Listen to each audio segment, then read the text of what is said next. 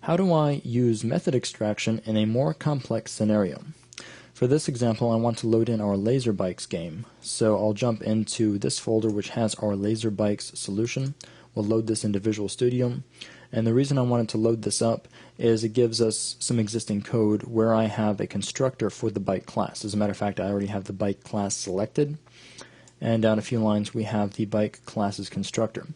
What I would like to do is I would actually like to change the way the constructor works such that the initialization can be called repeatedly for the same instance of bike. You can see we're setting many fields here inside of the bike's constructor, but that of course can only happen once anytime any instance is created. I would like to change this so that we have an initialize method that may be called multiple times for the same instance of bike, and I'm going to accomplish this using method extraction. Now keep in mind that this is a bit more of a complex scenario, as we have multiple parameters that are needed in order to derive the values for these fields. But let's see what happens as we extract these methods. So we can select all of the code that we would like to extract, and we can right-click on it, and up under refactoring we see we have the extract method option. There's also a shortcut to this, where with the text selected we could hit Control-R followed by M and bring up the same dialog.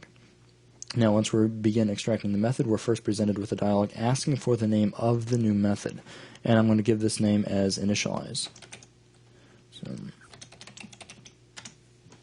And hit OK. Now you can see an initialize method has been created with the code block inside of it, but you'll also note that initialize has the necessary parameters required to fill these values. You'll also note one other thing, and it has passed all of the value type parameters by reference. The reason it was doing this is the refactoring mechanism doesn't know whether or not you're going to be changing these values. So just to be on the safe side, it has passed them by reference, so if you do modify them, any modifications will be seen back out in code, ensuring that the code still operates in the same manner.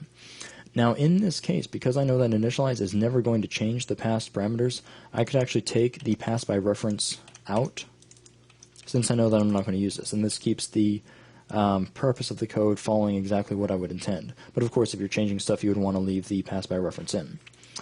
But with that, that has our code refactored, and that will wrap up this video.